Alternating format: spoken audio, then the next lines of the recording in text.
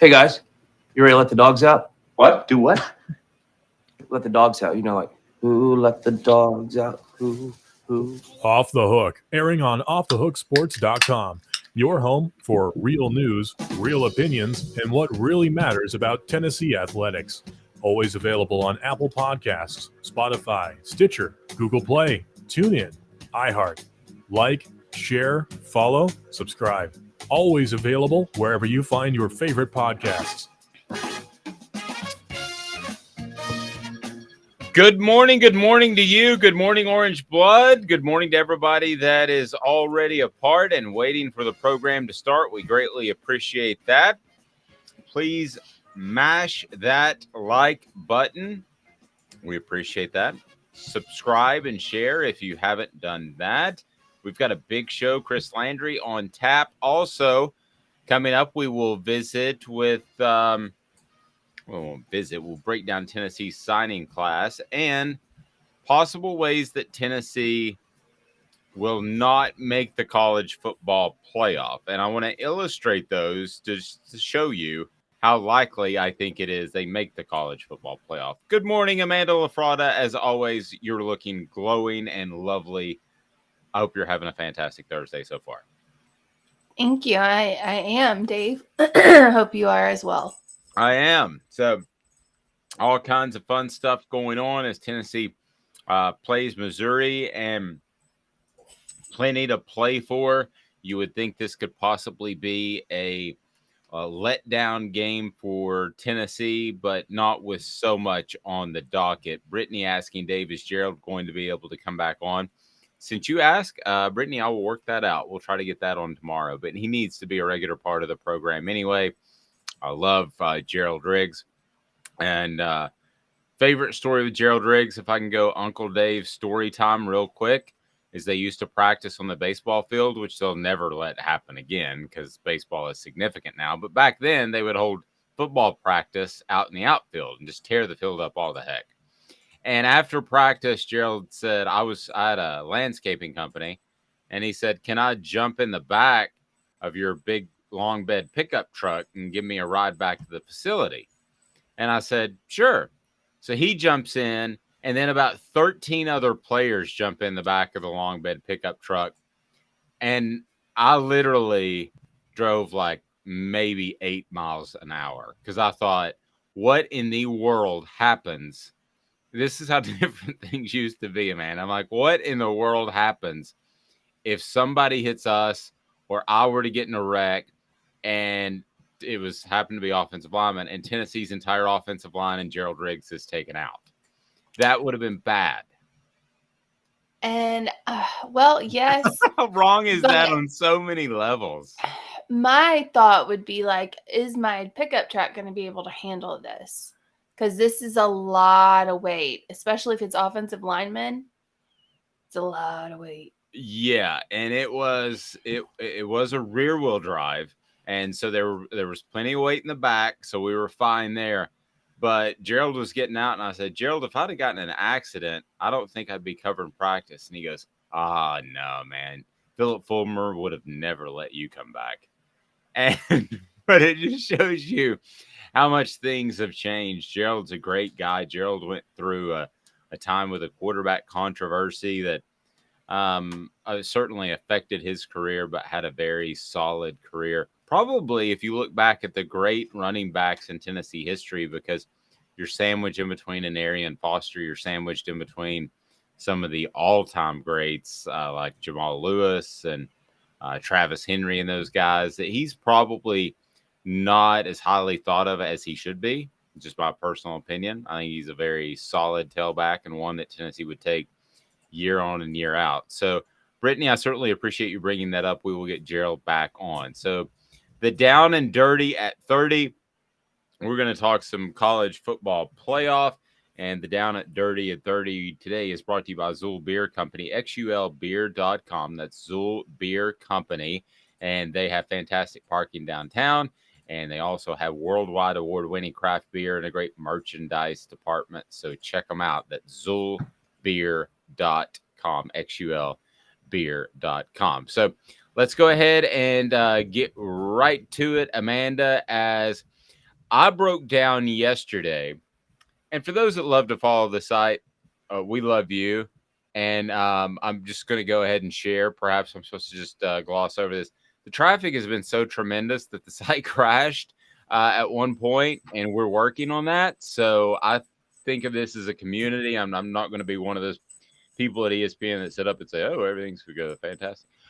So we've had some issues with the site, but everything should be up good and running now. So please go there at offthehooksports.com, and you can read about the 3 things that could eliminate the Vols from the college football playoff.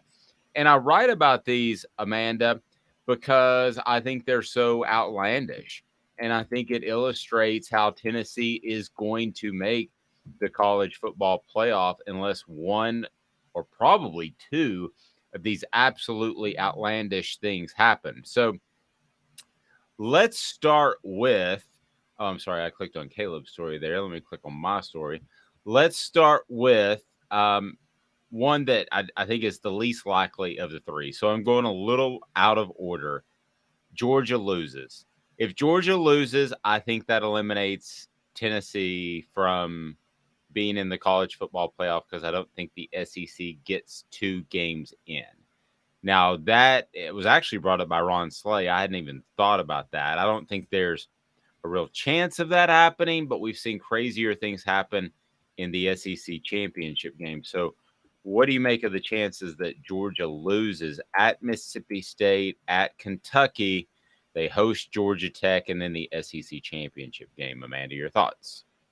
I don't think it's likely. I mean, I really would give Georgia maybe a 5% chance of losing one of those games. And I mean, even the SEC championship, they'll face LSU more than likely. And if they face LSU, then I think that it'll be an easy road for Georgia. The only one I would be a little nervous about is Mississippi State, but we saw what Alabama did to Mississippi State, and I think Georgia could handle them fairly easily. I don't think Kentucky has anything for Georgia. I don't see it. The only way I would see Georgia losing is if Alabama made it to the SEC championship game, and they can't. So there's no point. Well, John said, will they actually take a 2-loss SEC champ? This is what the college football playoff probably does not want to happen. Because if LSU were to make it, or Alabama, with 2 losses and win the SEC championship game, then you look at it and you think, if this is any sort of playoff, if the SEC championship game really matters, then you would have to take the 2-loss team, right? But if you look at body of work, Georgia would have a better body of work. So John brings up a fantastic point. Would they take a 2-loss SEC championship team, which I believe is this scenario is somewhat possible because I don't believe there's an elite team, Georgia included, or would they take Georgia coming off a win? Amanda, I don't know the answer to that question. That is very, very difficult. I think the playoff committee looks at, I mean, we've seen in the past, it's the playoff committee looks at what have you done for me lately? You know, how have you won? How have you, squeaked by, or when you did lose, how did you lose? I mean, they look at things that are pertaining more to how the team has grown versus how they started and where they started preseason.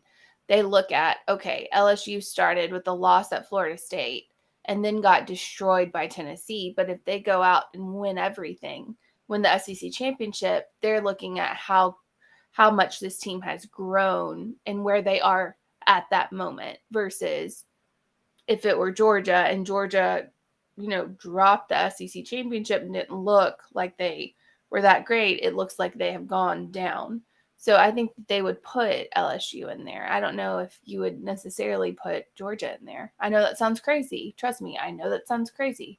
But they do that. They look at where you are at the moment the playoffs are, start. Where is your team? So I think if you dropped, like, say Georgia, or I don't know, say Georgia dropped Stetson Bennett. Say something happened, he got hurt. and they lost the game at LSU. I don't think they put Georgia in just because there's no sets and bid it, and they know it's not going to be a great game. That's just my opinion from watching this for so long. I would like for them to take body of work, but as Brittany points out, with the decisions this committee has already made, I think it's tough to even assume to know what they're thinking. That's true. I think there is also some television survivor fact in there that we have mentioned before. But if you had to take a 2-loss team or a Georgia team that lost in the SEC championship game, I would go, Dave Hooker would go with body of work, and that would be Georgia. But it sounds like you're saying they would go with the 2-loss team because they're the ones that just beat Georgia, which would certainly make sense. If you're making a college football playoff and this team just beat the other one, then why wouldn't you take the team that just beat the other one? You want to take whoever's hot. I mean, that's what they're going for. That's why when, they said Penn State won the Big Ten, Ohio State jumped them because Ohio State lost early in the season, but they were the team that was hot at the time. They looked better, so they took Ohio State. Yep. Mash that thumbs up button, like, subscribe, and share. We greatly appreciate that. Dean saying they're going to put the 2 to 4 most entertaining teams in because it's all about drawing the money. I think there's a lot of truth to that. I think that helps Tennessee. But I also think to some extent, if you just want to say style of play, it helps Texas Christian, which leads us to, now don't get me wrong, I think the College Football Playoff Committee would rather have Georgia in there than Texas Christian. But if Texas Christian wins out, that's a bugaboo. And they will play Texas this week. They're a touchdown underdog. The Horned Frogs have had a fantastic season. They feel like the feel-good season, but so did Cincinnati last year. And what happened? Cincinnati ended up crashing the party, and they were a part of the college football playoff. So while it feels like they're just having a good time and they're a good story, don't rule them out. Again, Texas, a 7-point favorite. There's a good chance that TCU's run comes to an end this weekend. That would be good for Tennessee, considering TCU has 2 very winnable regular season games left against Baylor and Iowa State. Then there's the Big 12 the Big 12 championship game. If TCU goes undefeated, it would be tough to leave the Horned Frogs out, Amanda, and put Tennessee in. If those are the 2 teams that you're talking about, one has a loss and one does not. Good morning, Jamie. That would be difficult. It would be hard to make that argument with TCU still in the Big 12. And that's not the Big Ten and that's not the SEC, but that's a Power 5 conference. So it would be incredibly difficult to leave them out if they're undefeated and Tennessee has 1 loss. I mean, I could see that, but I could also see I don't know, I can't remember who posted it, but to their point of money, TCU's not going to bring in much money. You're in Texas. You're Texas Christian. Like, you have Texas, you have Texas A&M, you have Texas Tech. I mean, you have all of these schools. You have Oklahoma right there. The fan base, TCU doesn't have a big fan base. No. The Horned Frogs don't have a big fan base. So Can I stop you for half a second? Because I agree with you from the marketing aspect. But what money? What do you mean? Okay, so the games are all going to sell out. Even if TCU were to play Ohio State, Ohio State's going to gobble up the tickets. So the gate is not what we're talking about. But I think what you're talking about is probably future television contracts. Okay. Yeah, totally. I mean, Ohio State, Tennessee in round 1 is a lot sexier than Ohio State, TCU. Zero question. Yes, I think you'll have the viewership, advertising, all that stuff. You will have Ohio State, Tennessee would just, I don't know, 5 times maybe the viewership that Ohio State, TCU would bring, or TCU anyone would bring. I mean, realistically, no one wants to watch TCU. I mean, no offense to TCU, but no one really wants. I'm not sitting here like on, Saturday waiting for the TCU game. I don't think anybody is. No, I think you have to go to TCU to basically be that person. Now, the other scenario that I think you want to avoid is the Michigan-Ohio State game being close. If that is close, much like we had talked about some sort of scenario that the SEC could get 2 teams in, for now, the Big Ten has every bit the pull that the SEC does. I believe that that's going to change when they divide themselves among the TV networks. Amanda and I disagree a little bit. She thinks Fox will be every bit as strong or stronger than ESPN. I think ESPN will have more pull, but that's yet to be determined. The bottom line is, as of right now, if those 2 teams play in some sort of epic, awesome matchup, I could see the college football playoff committee saying, hey, let's get those 2 teams back in it. Don't play each other in the semifinals and then a rematch, much like Georgia, Alabama last year in the finals. That would draw TV numbers. It wouldn't draw great TV numbers in the South, but if it was some sort of close, epic game, that's a game I would go out of my way to watch. I'm going to watch them anyway, but I would watch that. I mean, I would watch the regular season game, Ohio State, Michigan. I don't know if I would necessarily be inclined to watch it if it's the championship game. And I know I like the championship game, and but it's like we've already seen this, and the only thing is we just saw this. It's not like it's Tennessee, Georgia, where you see it in week, what is it, 8? I don't know, my brain's fried. It's not like it's Tennessee, Georgia, where you see it earlier in the season. Michigan, Ohio State played the last game. They play Thanksgiving week. Not the last game, but the next, I don't know. Anyway, they play really close to the end of the season. So if you're looking at that and it's really close to the end of the season, you don't want to see that happen again in a month. That's the only downfall I could see. I felt the same way, though, about Georgia and Alabama last year. But I thought they were the 2 best teams, so I went out of my way to watch. So if I see an epic regular season matchup, I'm going to go out of my way to watch. Lex says, does Tennessee need to hang 40 on the last 3 teams to have a chance? You shake your head, yes, Amanda. Why? I think Tennessee needs to show that they're dominant and that the Georgia loss was a one-time thing. Basically, I think they need to show that it was a bad atmosphere, that it was, that they just weren't as prepared as they should have been. All of the other outside factors maybe had something to do with it. Not saying that it did, but maybe that's how you get in. And that you go out and you destroy the next 3 opponents. If you destroy them, that shows the college football committee that maybe that was just an off day for you and you belong playing the best of the best. If you don't do that, then the college football committee is going, is this really the team that we thought they were when we put them at number 1? I think you're right, but man, I hope that, and you didn't use it, but essentially what we're talking about is style points. And I know that was something that coaches had to think about. And what style points means, it means bad sportsmanship. It means running up the score. And I think Tennessee's offense does that naturally, so it's not going to be outside of their normal realm. But back when it was just a 2-team playoff or the college football championship game, you had to do that and you had to run up style points. And that was just a darn shame. That's not the way. You're not supposed to rub somebody's nose in it.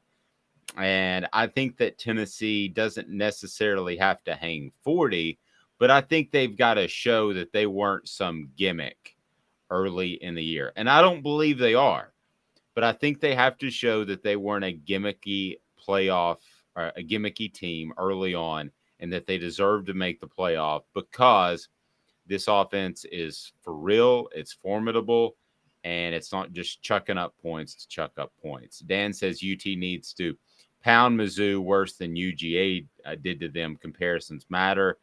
I won't argue with that. I think as much as anything. I'm sorry? Sorry, that should be easy because Georgia barely squeaked by Mizzou, so it should be easy. Mizzou's pretty good defensively, which I think is probably a little scarier than people think. But Tennessee needs to win that game convincingly. I don't know about 40 points, Amanda, but they need to win that game and look like the Georgia thing was the aberration, not that the rest of the season was the aberration. We have another comment. OSU and Michigan have just been beating up on poor teams all year. Their rankings and hype seem overinflated to me. Amanda, I think you and I agree on that. Yeah, I think Ohio State, definitely. Michigan, I think they're beating some teams more, I don't know, handedly, I guess, than Ohio State is. They look like a more like rounded team. I think they look better as far as their offense is concerned, which is crazy considering CJ Stroud and all that, blah, blah, blah. I think we've seen that CJ Stroud is not that good. I mean, he's good, don't get me wrong, but he's not the end all be all like they had originally said at the beginning of the season. I don't think that he is. Agreed. I think that Tennessee, at the end of the day, needs to win convincingly. I think that they don't need to necessarily score style points, so to speak, but I think they need to show that they are a real team and this is not some sort of gimmick offense. So the Down and Dirty at 30 continues, brought to you in part by Zach England of Best and Brock. Zach England is able to stand toe-to-toe with those big insurance attorneys that when it comes to personal injury, we'll try to make sure you get as little as possible. That's Zach England of Best and Brock. Zach's got your back. We appreciate Zach England. He brings you Ron Slay's appearance each and every Wednesday. The Vols announced the signings of four-star combo guard Freddie Delone, four-star center JP Estrella, four-star combo guard Cameron Carr, and three-star power forward Cade Phillips. Tennessee's class currently ranks number 8 nationally in the 24/7 sports team rankings and is ranked number 2 in the SEC behind, guess who? Kentucky. Good thing about Kentucky is their players will probably only be there for about 6.5 months. So Tennessee is solid. They're not going to be Kentucky. They're not going to be that sort of team that is put together in that fashion, the one and done guys. They're going to have some guys like this Kai Zieglers of the world that stay around a while, that they develop. The idea is to have a combination of both and is to have a special player thrown in there. Thought Kennedy Chandler would be that guy, and he kind of sort of was at times, but I think that's what Tennessee needs. Tennessee is not going to go get the one and dones from John Calipari. Probably not going to get those guys from Duke. But if you are able to get one special player, find that one special player that can transform your team. I'll look back to the Texas team going probably before your time. They were very solid all around, but they had this guy named Kevin Durant, and he took them to another level. That's what Tennessee basketball has to be about. Yeah, I remember Kevin Durant. It was always Kevin Durant, and I cannot remember the guy from Ohio State. There was those 1 and 2 in the draft, and everyone was going back and forth. Oh, it was Ogden. Almost... Ogden. Is that his? Are you sure that's his last name? Yeah, I'm positive. He looked like he was about 48 years old. Yes.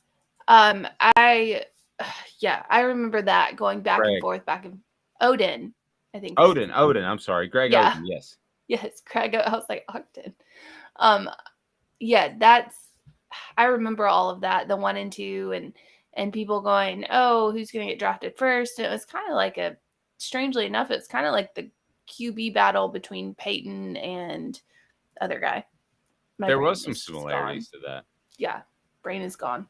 It's fine. Ryan Leaf. Well, and what's funny is Peyton Manning was probably more the sure thing like Odin, whereas Ryan Leaf was the freak like Kevin Durant. Yeah. But it didn't work out the same way as it did with Manning and Leaf. You looked at Greg Oden and you said that guy's going to be a solid post player for years to come. You looked at Kevin Durant, you said, man, and now this is years ago. Now everybody plays facing up to the basket, shoots a three, despite the fact that they're 7'2".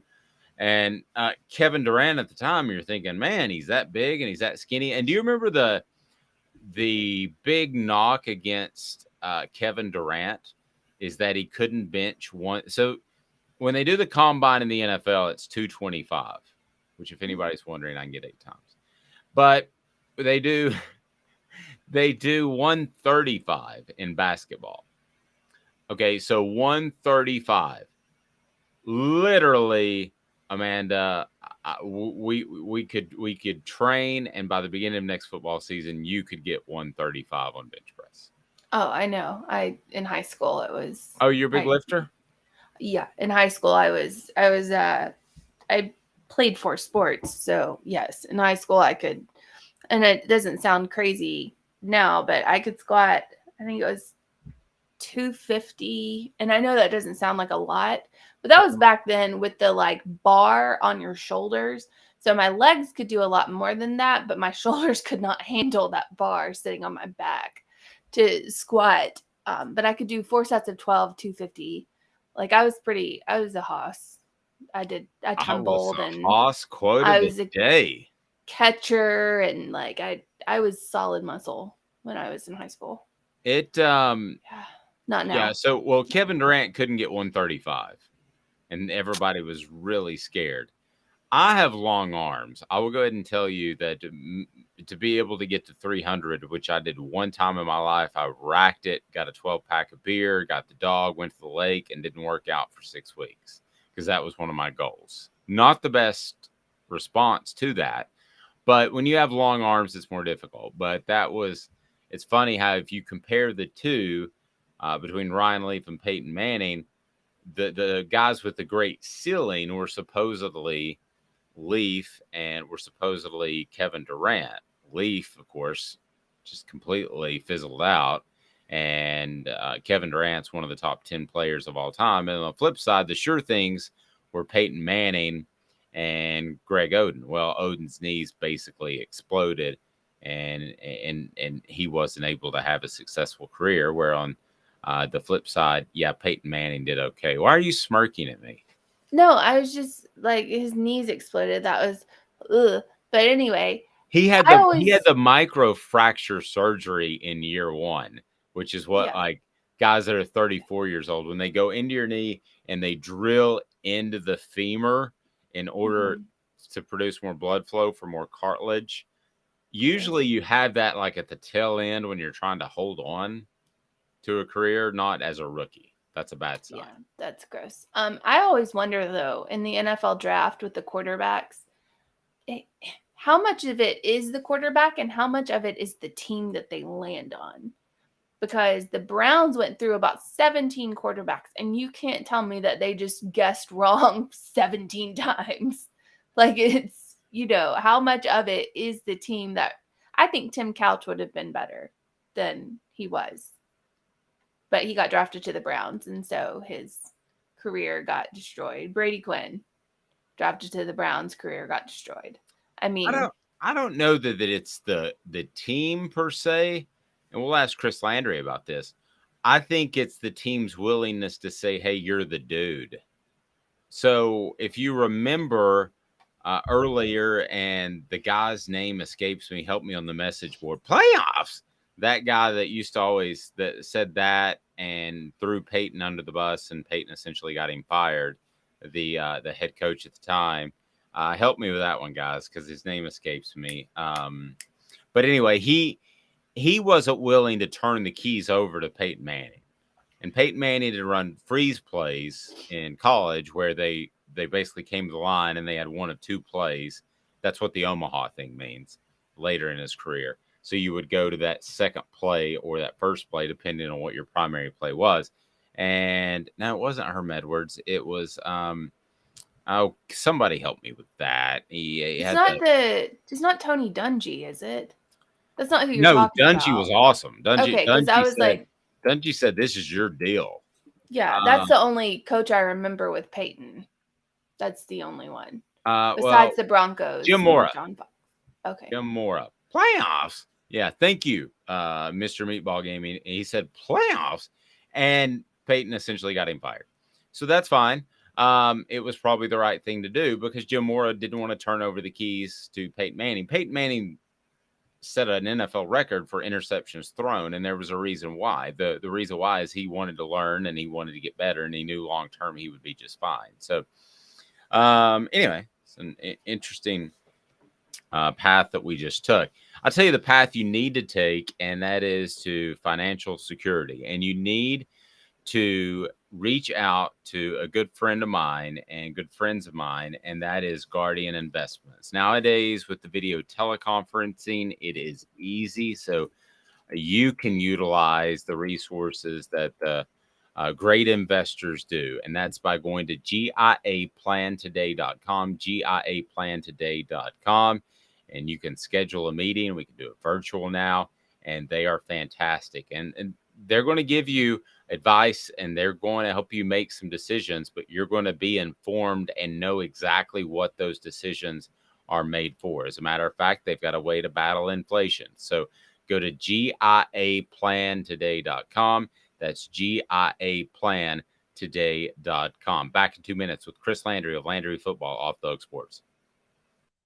Sun, sand, and salt water, the beach is a very relaxing place. Unless you wear contacts. Ow! Open your eyes to the best the beach has to offer with LASIK vision correction from Campbell Cunningham Laser Center. Ah. Hey folks, Gary Viles here, Viles Automotive on Callahan Drive. I've been selling cars here in East Tennessee for 27 years. In that time, I've come to realize it's not about the car. It's about you, the customer. So I'm here to take care of you just like family. Good credit, bad credit, you name it, we can get you taken care of. If we don't have it, we can find it for you. We go across the country to get any vehicle that you want. And here at Viles Automotive, we don't believe in fake numbers. We just give you great deals.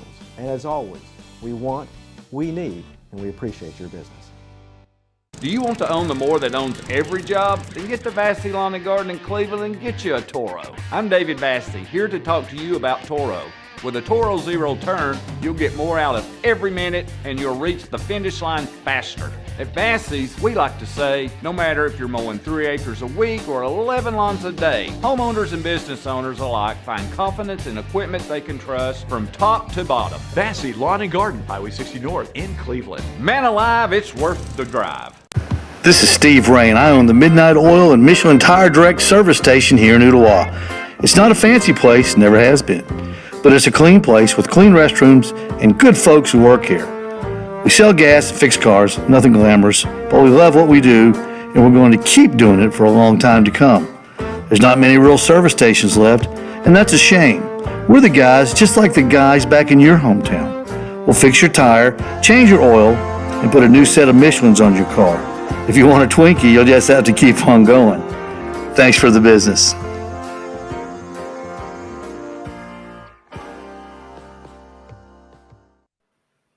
Here we go. It is time for Chris Landry of LandryFootball.com. So we'll be joined by him very shortly. And there he is, Chris Landry of LandryFootball.com. Chris, how are you, sir?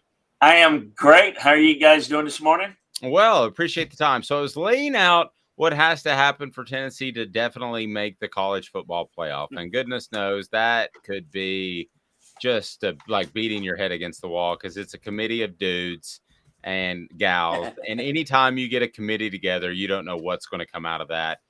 But a couple of things that I pointed out on offthehooksports.com that needed to happen to make it pretty easy for Tennessee to get that fourth spot. And one is TCU must lose. I think that you compared the two teams, actually, which I found interesting, Tennessee and TCU. But at the end of the day, if TCU is undefeated and Tennessee has one loss, I think TCU would rightly get that vote. Now, other games will factor into this as well, but let's get laser focused on TCU. What do you make of that Texas game? Texas is a 7-point favorite, despite TCU's ranking. What are some keys we need to be watching for that game? And Tennessee fans have a rooting interest. What do they need to be watching in TCU, Texas? Well, the first thing that's the overview of this game is that Texas starts off strong. TCU starts off slow. Texas doesn't finish strong, and TCU does finish strong. So you're talking about where two teams that are just kind of different. I think certainly there's pressure on TCU because they know what's at stake. They're ranked.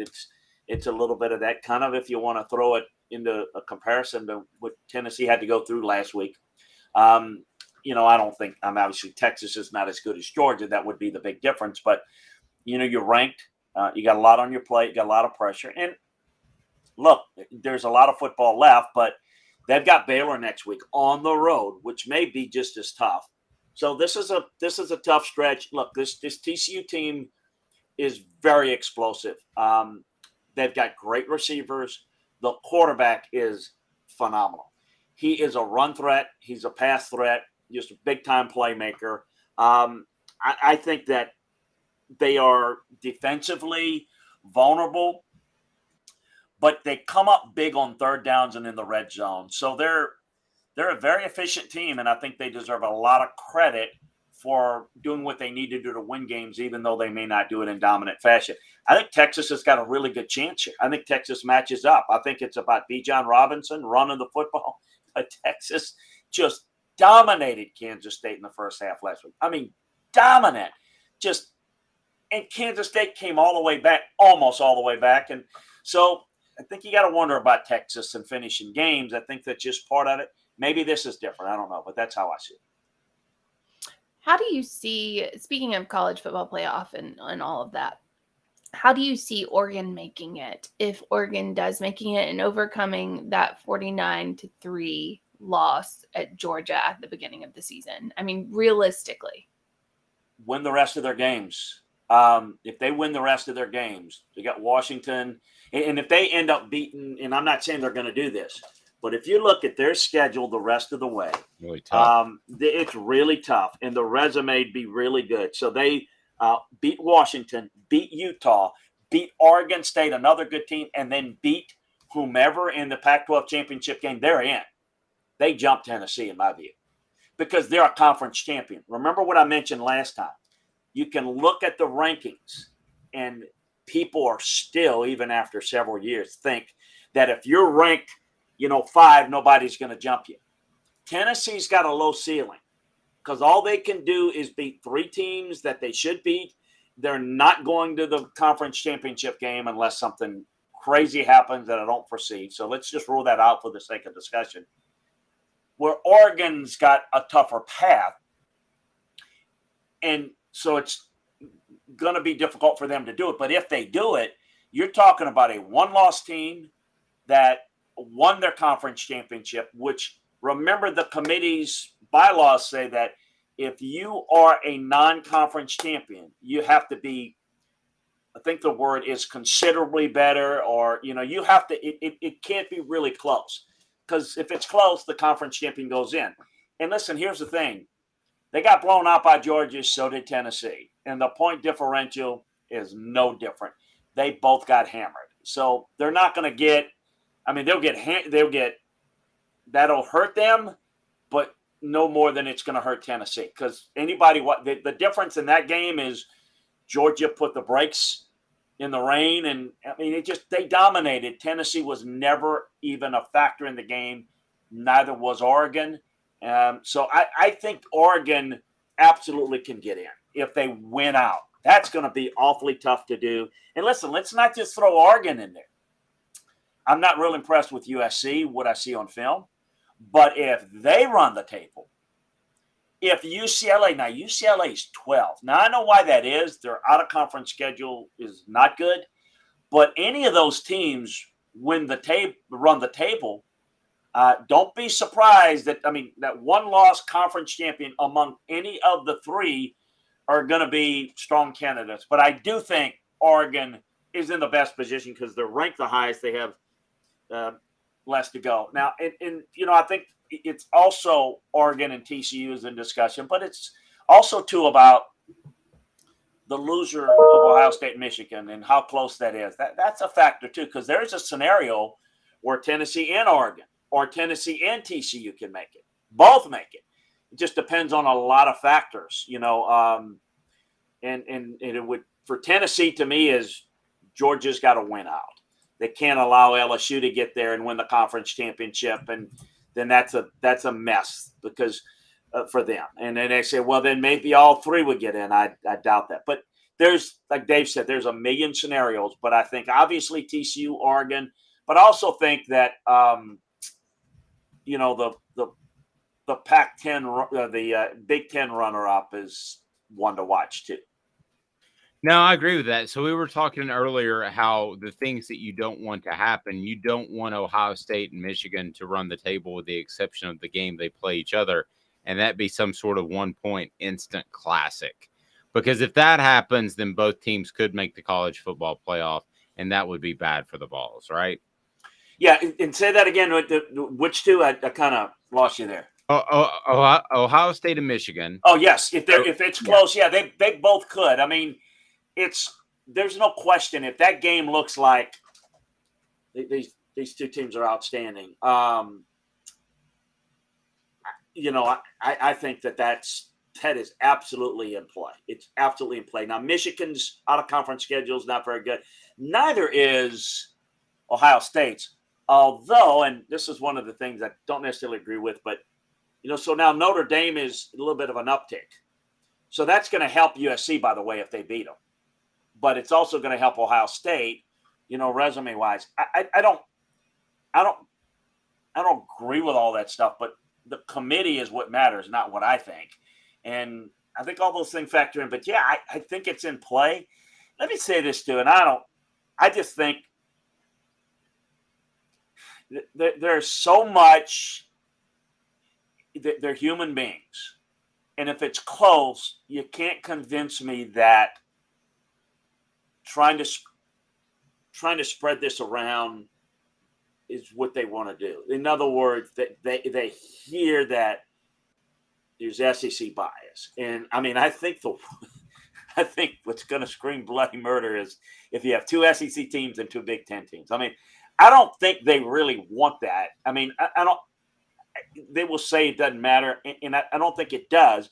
But if that's the only, and that's the best four. I mean, it's clear you got to put it. But I think they would prefer not to have to do that. I think they'd ideally like to spread it around. I think that's the case in most situations, though. No, I think so too. But this question came up on the message board before we continue to break down what factors could play into what Tennessee does. And this question was asked, who do you think the best four teams are? If it's Chris Landry's college football playoff committee, who would you have the top four today? And I want to double up on that question. Yeah. Who would you have today, and who do you think we'll have at the end of the season? That may be the same. Well, Georgia's clearly the best, in my view. That's what shows up to me on film. What's difficult for me is I think the next best team, talent-wise, skill-wise, is Ohio State, but I don't think they've shown it. I think talent-wise, but it's not just about talent, or you just pick talent. And I just think that they have not put it in all cylinders. And if they don't, I can't put them there. I'm not so sure. I am so excited about Michigan and Ohio State. So I would put right now, I have Michigan slightly ahead of Ohio State. Okay. But they're different in styles. Ohio State's more explosive. They're faster. Michigan's more physical. And so that, to me, is a lot of fun, contrast and stuff. But, I mean, I'm just like, Michigan, Ohio State, Michigan. It's like, take your pick. 2 and 3, that's where we go. 4, I would put TCU right now because they've handled their business. And so I think the way they've got it, I like I said, I no real argument. Ohio State 2 and Michigan 3, but I'd flip them. But for now, and with the understanding that we're gonna let that play out in a couple of weeks. Who's going to make it? I think Georgia's going to beat LSU. I think they're going to win out and beat LSU. I think they'll be in and be the 1 seed. Look, I want to give more thought, and I want to see a little bit more before I kind of, whether it's Ohio State or Michigan. Let's just say it's one of. It's going to be one of them. Let's just pick Ohio State since it's at Ohio State, and I'm not sure that that's where I'm going yet, but that would be 2. And I have to see that game to determine, because I'm picking what you think I think is going to happen.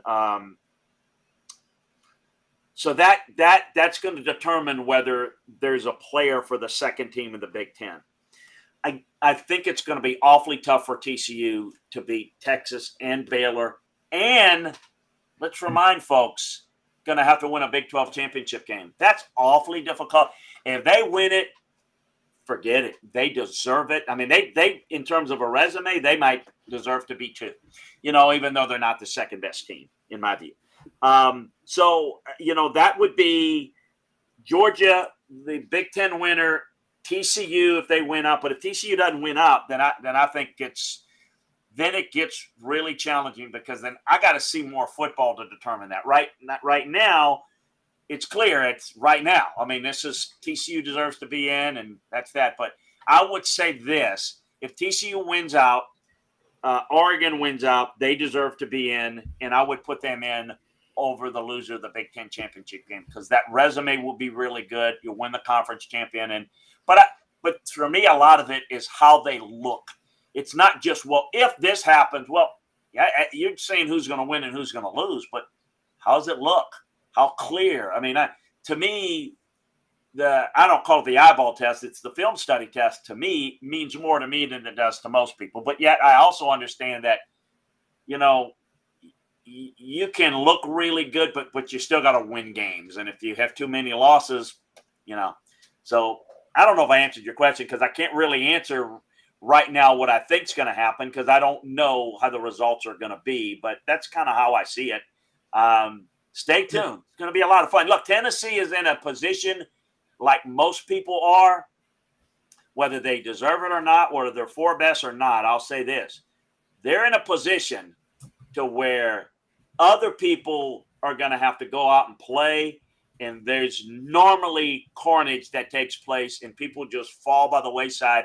And then you got old Tennessee in there that's close, and they got the win over Alabama. They got hammered by Georgia, but they could be right there, just what they say, hanging around the chicken coop and just jumping in. It is definitely a possibility, whether I think they're one of the 4 best or not. Yeah. The college football playoff, it's on everyone's mind, obviously. What do you think the committee looks at more? Because I think this is a constant battle between, do they look at body of work more, or say it's the end of the season, and we've seen this happen, they will jump a championship winner, like Big Ten champion. They'll jump that winner with someone else in the Big Ten that's, that has 1 loss or whatever, like Ohio State jumped Penn State that one year. What do you think they consider more important? Is it the body of work at the end of the season, or is it who's doing it now at the moment? I have no clue with the committee. I really don't. I have no clue, because everything, it seems like brand matters. It seems like, look, here's my view on having opinions and objective opinions. Just like with stats or making an argument. Like in a debate, you take an argument, and well, okay, that's debating. That's not reality. If you want to make a case, for example, for Tennessee or against Tennessee, well, you're doing it wrong. It should be, you study it, and based upon what you unearth, then you say, I'm going to fall on side A or side B. Everybody has this, I think, perceived the biases or whatever. I strictly look at the tape and, look at everybody, and I have a feel for it, but you still got to go out and execute it. I don't know what the committee seems to use the resume more. I mean, just whatever they decide to do, it's like, well, resume this, it's eyeball test this, it's that. I know this. I know that what they are mandated to do is take the conference champion. It's a real big factor. Now, if you get 3-loss conference champion, it's different, but that matters a lot. I know that that's kind of in their bylaws and what they stick. Other than that, it seems to be side by side. I just don't know. I just don't know how they're going to do it. I do think it matters. And you saw it in the first week. It's, TCU was 7 because in the first rankings, because they didn't have great game control. And then other people, well, that don't have great game control, they get credit for they find a way to win. I mean, what is it? It's just, it's just one of those things. Well, the resume's not really good. Yeah, but did you see them? Okay. You see them, they look really good. Yeah, but the resume's not. It's like, what is it? I don't know. I really don't know. Please hit that like button, the thumbs up. That means a lot. Bring more people in. We greatly appreciate that. And make sure you're subscribed and you have your notifications on, because you never know when we'll pop up, especially with the recruiting season coming up. We've got some great things planned with Chris to break down some Tennessee prospects. As a matter of fact, on Black Friday, we might have a special for you. It's David Hobbs is when he is expected to commit. So Brittany had a question. My issue is they haven't seemed consistent. Who is they, Brittany? Help me with that before I ask this. I'm assuming it means a committee. Yeah, that's what I would assume. Oh, okay. Yeah. And because she says even the first 2 weeks, right? Yeah. So, I mean, that's yeah, I would argue that they've been surprisingly consistent. I don't think so at all. You don't think so, Amanda? No, they put TCU at the first go round. They put them at 7? Then they jumped them to 4 just because they remained undefeated. And I understand that, but they've jumped Oregon up even after, that loss to Georgia at the beginning of the season. They took Clemson from 4 to 10 for 1 loss. No, they haven't been consistent at all. Well, I would say, Chris, consistently inconsistent, because I think you're supposed to take, the way I would view it, if I remember, is a clean slate at the beginning of every Sunday morning when I start looking at these teams. So that's the way I would look at it. So you take the resume out? Well, no, I would take recency wouldn't matter. It wouldn't matter if they won on the day before or week 1. This is me, Chris. You tell me how you would do it. I would take body of work and what they've done each and every Sunday like a clean slate. And this is the way, if I ever get asked to be an AP voter, which I'll probably turn down because it takes hours every Sunday morning. That's the way I would do it in each and every week. So mine would be very volatile. If that's inconsistent, that's inconsistent. But it would be volatile in who I think the best team is on that particular Sunday morning in the 2nd, 3rd, and 4th. Yeah, here's the thing about it. Here's the ugly truth of this. Having the committee announce it every week, folks, it's all it is a TV show. Yes, it's Survivor. Yeah. It's just and they do it because it takes a lot of attention, and it's great talk. Doesn't matter, because the only thing that matters is the last one. And so, like you said, okay, yeah, you adjust it. Well, in the first rankings, if you asked me, first week, if you asked me, did Tennessee deserve to be number 1? Yeah, I mean, the resume is good enough. Still thought Georgia was a better team. I think that proved out. So should I put Georgia 1 because I think they're the better team? Or do I look at the resume and say, well, Tennessee's done a little more. We'll just let it play out next week. Doesn't really matter a whole lot because they're going to play next week. Am I going to sit there and just, twiddle my thumbs over Ohio State, Michigan when they're going to play in a couple of weeks? Let that play out. I think it's a real problem because it's great conversation, but it doesn't mean anything because in the end, it is the entire body of work. But I think what it should be done, you should study it. But I think the week-to-week thing is non-productive because all it does is create animosity because people get a lot of angst because they still live in that ranking system where if you're ranked 2nd, my God, if you don't lose, you're going to stay 2nd. That's the old voter, and that's the wrong way to do that. And you know why that, and Chris, you know why that is? It's because all the games weren't nationally televised. Well, it's like true. way back in the and people are lazy. Well, and then how do they know how to evaluate a team other than whether they win or not? Well, if that's all you know, then you just look at the you got to know football and you got to understand what led to it. I mean, for I instance, think that's a big part of it. Yeah, but for instance, like in the 70s and 80s, I kind of understood it if you said Sure. if you're on the West Coast and you didn't see Alabama play or vice versa, and you just moved somebody up one and you didn't see them play and how dominant they were, or Correct. how poorly they played and you just dropped them one, that to me is lazy. See, I actually, maybe I'm the one person in the room and on the message board that likes the way the committee's handled it so far, because I think it's a thankless job. I mean, so in other words, here's the thing. I'm not being critical because I think it's a thankless job. But let me ask you this. Any way that you do it, well, it should be this. Well, yeah, it should be that because it favors your team that way.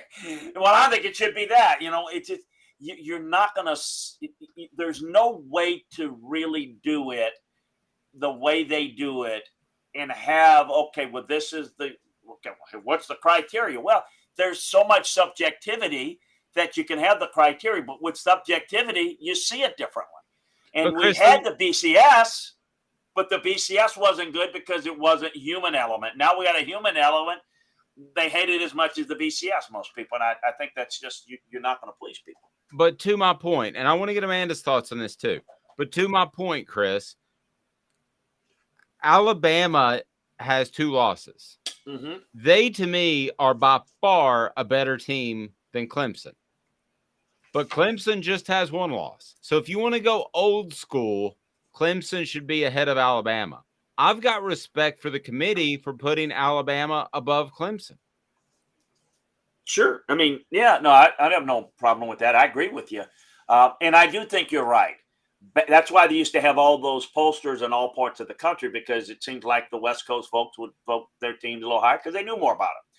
So I think this is this is absolutely true. It's more of a national sport now where people see it from a national viewpoint. So I think that's absolutely true. Look, my view, and I have a different way I would have done this, and I don't want to waste too much of your time on this, but I always felt like college football was unique in that you should have more the first week or week 0, whatever you want to call it, everybody play like an FCS team or something to get like a preseason out of the way and find a way to funnel money to support those programs. And everybody else, I believe smaller conferences would be better.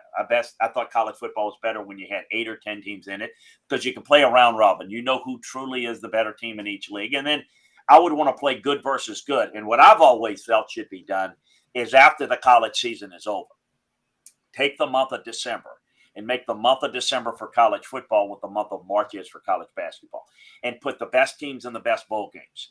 And then after the bowl games on January 1st, you can pick 2 teams or 4 teams. My point is you're going to be having discussions on who the best teams are and who the 4 should be in. My point is you can schedule all you want. You don't know who's going to really have a good year or down year, scheduling a year or 2 in advance, or even longer than that as we schedule. But we do know at the end of the year who the better teams are. So, you want to figure out who's better, TCU, Oregon, Tennessee. I know one way to figure it out. Put them in a December bowl game. And then pick 4 after that, because basically it would be an extension of the regular season. Who would not want to watch some of those great matchups out of conference?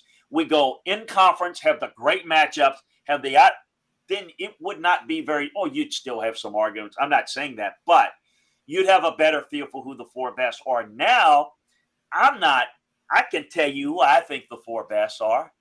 I don't know that it's fair for me to say they should be in and they should be out because I really want to see them play. But, I can only give my opinion, and anybody can read stats. Anybody can look at strength of schedule and I look at those things, but to me, studying the tape tells me who I think is better. Who I think, and I'm not talking about who has the better personnel, the better pro prospects, who looks better. But who looks better doesn't necessarily mean they're going to play better in a given game. And so, not really comfortable with the system, although I understand it, and I think that's why we're going to expand. It's not going to solve all the problems. We're going to have other arguments, but at least it gives you an opportunity to get in. I don't know that I know every conference is not as good as the other, but if you've got a path to get in, you had a good season, you win your league, that's where we're headed. You're going to get in, and then there's going to be spots for at-larges. I think that's obviously where we're headed. I don't think it solves all the problems, but yeah, I agree with you. Look, I'm not being critical of the committee. I don't.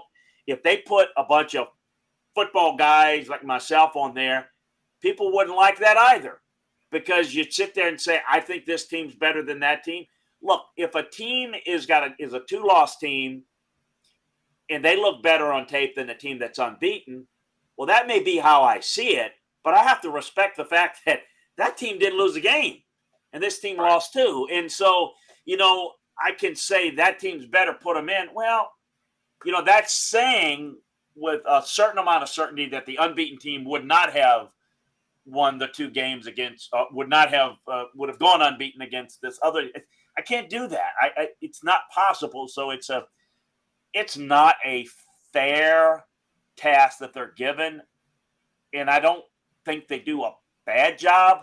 And I think they're inconsistent at times, because it's an inconsistent process, and there's a certain level of biases, and there's a certain expectation that you think a team is really good. And so, like, if you think Georgia's the best team in the country and they don't dominate people by 30 points, well, they're overrated. But if you don't have expectations like Tennessee, well, they're great. Well, expectation-wise, that's how you see it. But you have to throw out the expectations and just look at just what it is. It's the same way I evaluate players. If a guy's got a lot of hype, I don't care if he's got a lot of hype and somebody's saying he's great or not. Just the film's going to tell me. The film grades the player. The film grades the team. I just know what to look for, and that's the difference. But you gotta respect the fact that you win games.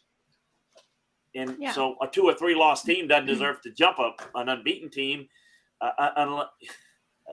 in my view, Right. So I did today's tough question because I was just, since we're talking about this, I was just going to go ahead and put that out there. Mm-hmm. And it's, if you were on the college football, I don't want to waste the element. Can we play the element, Chris? Do you have time for the element? I got all the time, you guys. We do our research. Have you done your research? We're working like heck. Today's tough question. What's the real debate? You sipping my soupe, Guadalupe? Exclusively on Off the Hook Sports with Dave Hooker and Amanda LaFratta. You drinking my sake, kimosabi? Oh, my God. All right, there you go, Amanda. How about that? You deserve your element. Today's tough question. If you were on the college football playoff committee, which would make the biggest impact on your rankings? And these are your 4 options: body of work / resume, strength of schedule, brand, or eye test. Eye test for me, clearly. It would. But, that's the most important thing. But again, just go back to what I said. You can look really good, and, strength of schedule is important, but you can only play who you play, and it doesn't necessarily tell you who's best. Look, you can be unbeaten. Are you unbeaten because you've played weak teams only? Like, I don't think, for example, not to be critical, but I don't think Ole Miss is all that good. But their record is gaudy because they played a very weak schedule. But there's some people that play a weak schedule that are good. So that's where the eye test comes in. Again, what's my background? Coaching, scouting. I have to project guys. It doesn't matter if you win the Heisman or win an award or you're a great college player. How do you project to the next level? As a high school player, how do you project to the college level? Evaluating teams, coaching. How is a guy going to project as a coach from school A to school X? That's the same way I evaluate these teams. So it's the eye test. That's the biggest thing for me. But I'm not saying that should be, well, that's the way everybody should see it, because quite frankly, if you don't have the ability to see the eye test the same and you just look at games on TV or in person, that's not the right tools to be able to look at it and what to look for. You got to see more than that. So the eye test is clearly for me the biggest thing, but it's not. I understand why it's not for everybody and fully respect that. Yeah. So I have one more question. Sorry, Chris. Yeah, I have one more as question. you want. Okay. I know everybody's kind of jumping over this Missouri game, and really everybody's kind of jumping over the rest of Tennessee's schedule because it shouldn't be that difficult for the Vols to win. They have some pretty bad competition. But let's look at this Missouri-Tennessee matchup and kind of give me your thoughts on what Tennessee's going to need to do to win this game, what Missouri's going to need to do to win this game, and where they'll have trouble each team, like what side they're going to have trouble on. I'll start with the latter. I don't think Missouri can win the game. I don't think there's a path for Missouri to win it, other than Tennessee would have to lose it. Just, this is I think the defensive front for Missouri can be a little sticky at times. This is not going to be like Missouri played against Georgia. So people will confuse that and say, well, I don't get it. Missouri played Georgia well. Georgia, beat Tennessee. How's Missouri not? Well, it's completely different styles. Okay, Georgia plays everything close to the vest. They don't open things up. They dominate you, but they don't just explode points on you. I mean, they exploded on Oregon because Oregon turned the football over, and Georgia created a lot of that.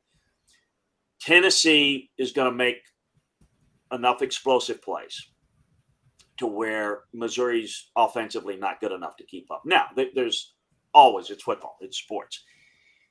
Could absolutely Tennessee lose it? Of course. It happens all the time. Not all the time, but it happens sometimes.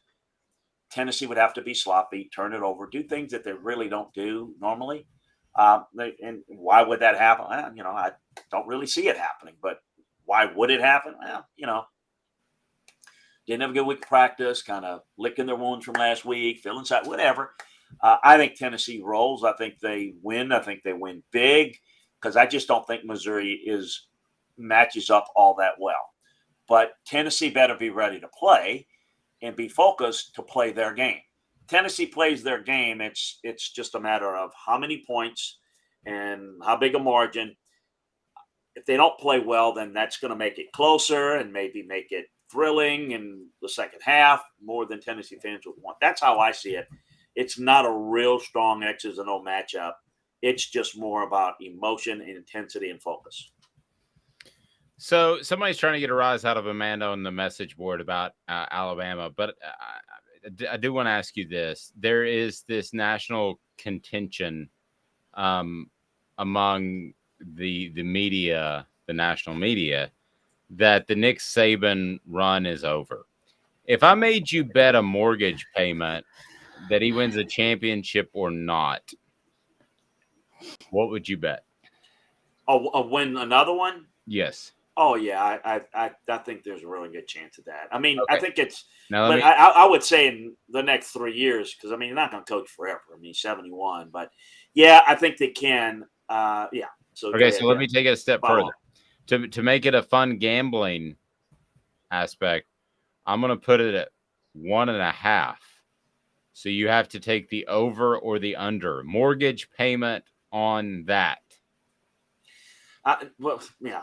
Thanks for betting my mortgage. Appreciate you doing that. That's awful. I know. No, I I don't would know why say I thought it was a I'm mortgage just teasing. No, I would say less because I just think time is, I mean, look, despite popular belief, Alabama doesn't win it every year.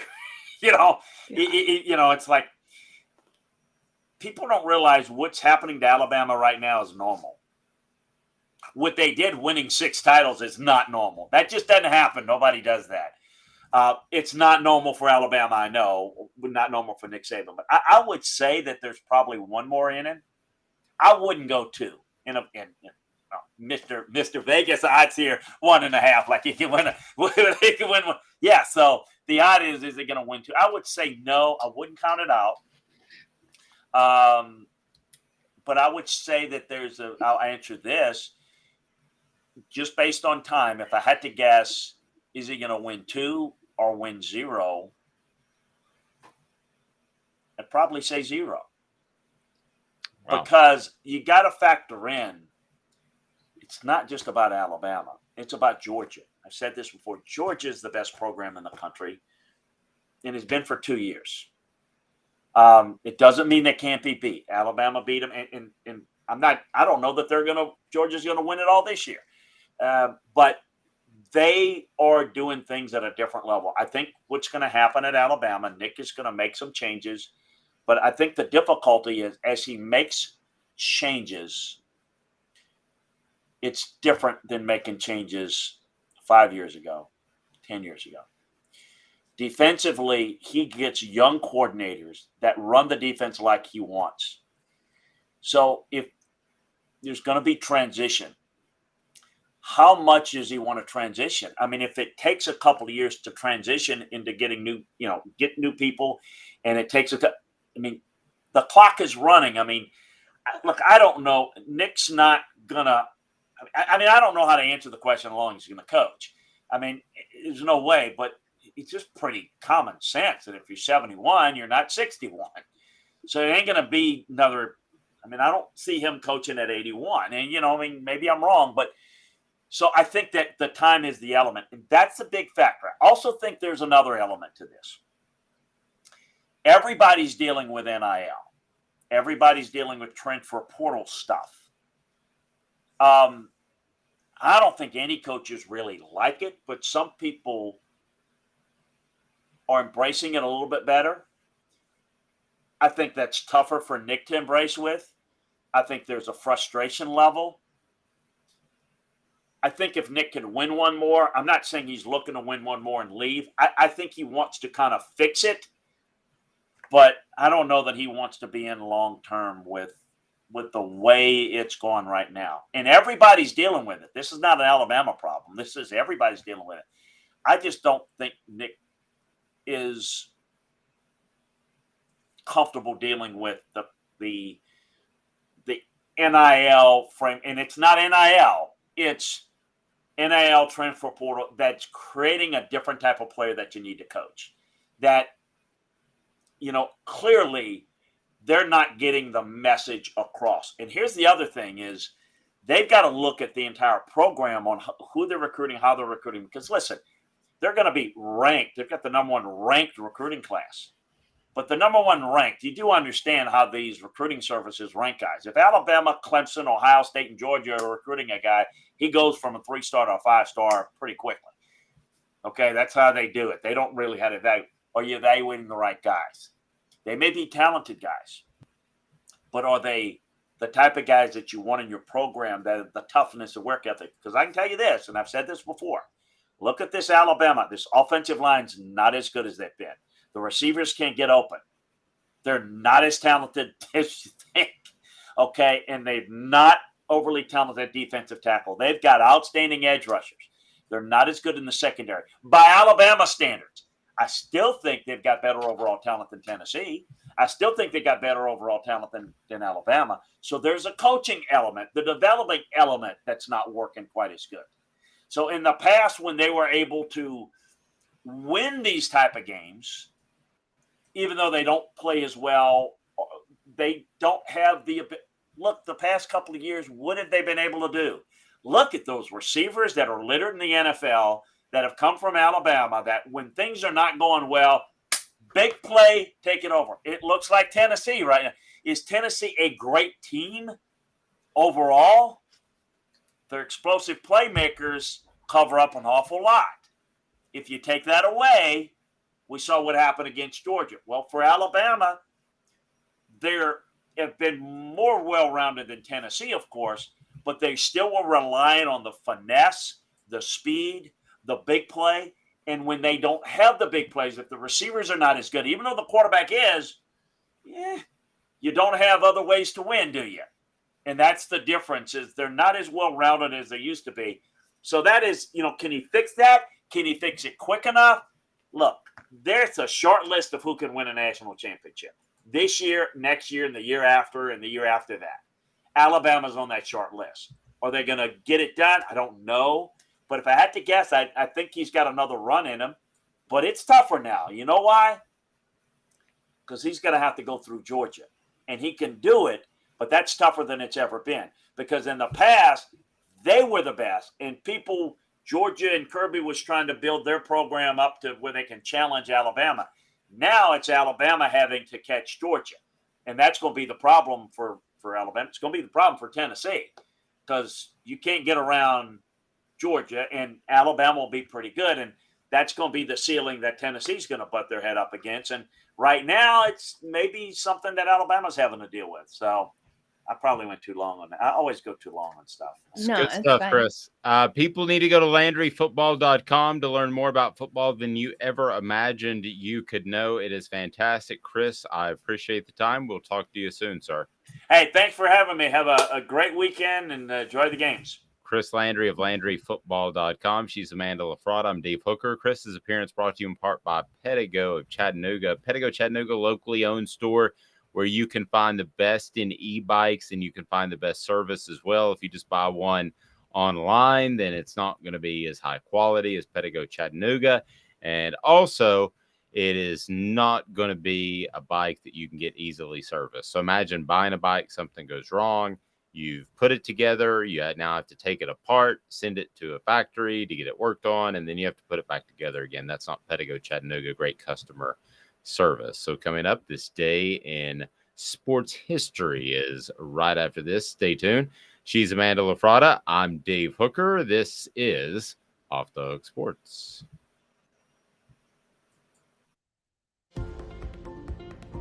Life's about choosing where you want to go and mapping out a financial path to get there. Of course, things don't always go according to plan. An experienced financial advisor can help you avoid potential hazards and find alternate routes. The right financial advisor is there for the journey, helps you plan for what's coming, makes adjustments along the way, and keeps you on track to reach your specific goals. Are you on the road to success? Contact us for a complimentary review to find out. Hey folks, Gary Viles here. I want to personally invite you to North Knoxville's newest sports bar and restaurant. It's Big Orange Phillies, located in Black Oak Center. And yes folks, it's happening in Halls. Big Orange Phillies offers family-friendly environment with homemade meals and the best deli-style subs around. Billiards, darts, jukebox, shuffleboard, and cornhole, and a full bar. We also offer valet parking on weekends and during special events. We even have a covered back patio. It's happening at Big Orange Phillies. We want, we need, and we appreciate your business. Hi, Mike Davis here with City Heating and Air, reminding you to always dare to compare. Our team provides quality local heating and air service, installation, and maintenance across East Tennessee. We use only the best equipment like American Standard heating and air conditioning for your residential, new construction, or commercial needs. Honesty, dependability, and customer satisfaction have been the cornerstones of our business since 1961. City Heat and Air. Dare to compare. This is Al's Dish Barbecue Supply, so come on in and see all the different rubs and sauces we have, plus a complete line of Green Mountain grills. Don't be overwhelmed. We have plenty of help, so you can produce the best barbecue and amaze your family and friends.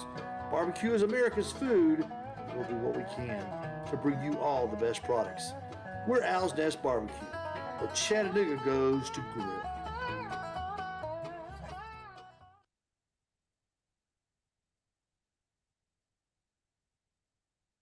Got cataracts? We can fix that. Never miss another moment. With a little help from Doctors Campbell, Cunningham, Taylor, and Hahn at cctis.com. Perspective, exclusively on Off the Hook Sports with Dave Hooker. You're so old. When you were a kid, rainbows were black and white. And Amanda LaFratta. New Kids on the Block just called. They wanted you as a backup dancer. All righty, this day in sports history, we thank Brittany for providing the awesome spreadsheet.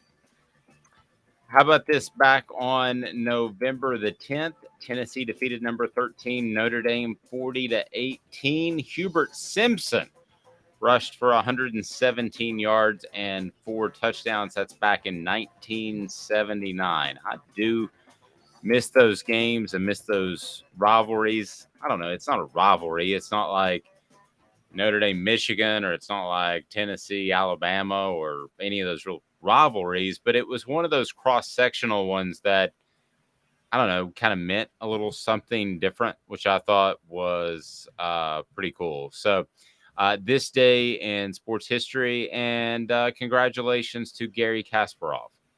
who in 1985 became the world chess champion.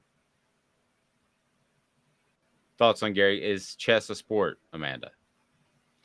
I don't consider that a sport, a physical game. You just move. It's like saying, is solitaire a sport? No, it's just strategy. Yeah, I'll tell you another one that's crazy is in 1957, there was an NFL record crowd of 102,000 for the 49ers and Rams in LA. So I'm assuming that would be at the Rose Bowl. And I'm assuming that they gave a lot of tickets away just to break the record, correct? 142,000? No, 102,000. Oh, I thought you said 142,000. I was like, how did they fit that many people in there? They only took skinny people. That's rude. It's fat shaming. I'm not fat shaming anybody. I'm fat. Fat shaming. No, so 102,000 showed up for an NFL game. That's one of the things that people don't realize that love sports in the Northeast and don't see, even the Michigan and Ohio States of the world, but especially in the South, that 100,000 show up pretty regularly on a game at like a half dozen locations. 90 to 100,000, no big deal. They just show up. That's what they do. So it's pretty phenomenal. All right. So this day in sports history today is brought to you by our very good friends at Nutrition World. I purchase all my supplements from Nutrition World, and you need to go to nutritionw.com, nutritionw.com for the best supplements. I'm going to go ahead and tell you the acronym store that you can go to for your supplements. They're not going to give you a lot of insight. So if you need it, you can always call Nutrition World, but everything's on e-commerce. So you can order it there. Know that it is absolutely organic and great for you, and it will change your life. And you don't have to be scared about taking some other supplement that you don't know where it came from, that acronym store. So go to nutritionw.com, nutritionw.com. All right, a little message board bingo. And it was absolutely so hard yesterday. I don't think anybody got it, Amanda. I mean, I think you got it at the end. Well, you jumped on that last one real quick. If Nobody else got that. If I get it, I think that means it's too hard because I'm just getting lucky. I was like, are you saying you're the most intelligent person? Definitely. No, I'm the worst of that at the history of man. I get it. It means it's too hard. No, it wasn't supposed to sound like that. Message board bingo is brought to you by our friends at Craft Treats and Owl's Nest Barbecue. At Craft Treats, you can win a prize right now if you tell us what message board this message was posted on, and we'll hook you up with a gift certificate to Craft Treats, and you can use it for any of their treats. I really love the CBD cannabinoid treats because the chill pills are great for my pet, and my pet is fighting a little bit of arthritis, also helps with social anxiety. Why are you laughing at my pet's arthritis? I'm not laughing at your pet's arthritis. I'm looking at my pet, my dog right now, and she is in her fluffy bed, and she is passed out. I mean, paws out, head over. Like the chill pills. She did have one last night, though. Yeah. And you can go to Off the Hook, or you can go to crafttreats.com, use the promo code Off the Hook, and you can get 20% off anything, CBD or not. And it's great holistic thing. So again, it's good for your dog. And I thought of something funny that you wouldn't think was funny, but I talked about how my dog, if it doesn't have the chill pill that day, it can't jump up on the bed because it's kind of a high bed. So we put the little ottoman there so it could kind of shuffle itself up. But it's scared to get on the ottoman. So now we put it on the ottoman so it'll make the jump to the bed. But it hates being picked up. And it's a smaller dog. Most smaller dogs like being picked up. But now the funny thing is, if I forget to give it the chill pill, he jumps up and he kind of makes it halfway. And then his little front arms are trying to scurry up onto the bed. And it's a real struggle. That's awful. But my dog sometimes busts it trying to get in my car. And I have a car. I don't have like an SUV or anything, and she'll just jump and like scurry, and I have to catch her. It's a fun day. All right. So the chill pills will take care of digestive issues as well. And again, go to crafttreats.com, use the promo code OFFTHEHOOK. I want you to do that. I want you to check it out because you'll absolutely love it. And as far as our friends at Alice Nest Barbecue, if you don't have a pet, you can win a prize from there. They're in beautiful Ottawa, and they have, wow, an incredible selection of barbecue sauces, rubs, and the Green Mountain Grill that maybe I've dropped a hint on for Christmas. Maybe. Oh, did you drop it to them or did you drop it to Oh, not to them, my mom. Oh, your mom. Yeah. There you go. So we had one of those, and they're one of the big names. You'll hear them on the Dan Patrick Show. And I'll be honest with you, I'm not ripping another brand, but it never worked like it was supposed to. And then it even worked worse when we moved to Chattanooga, and my stepdad and father-in-law decided that they wouldn't properly strap it in and threw it out of the back of the pickup truck on the interstate. Yeah, Now, I bet it didn't work at all. now it really doesn't work.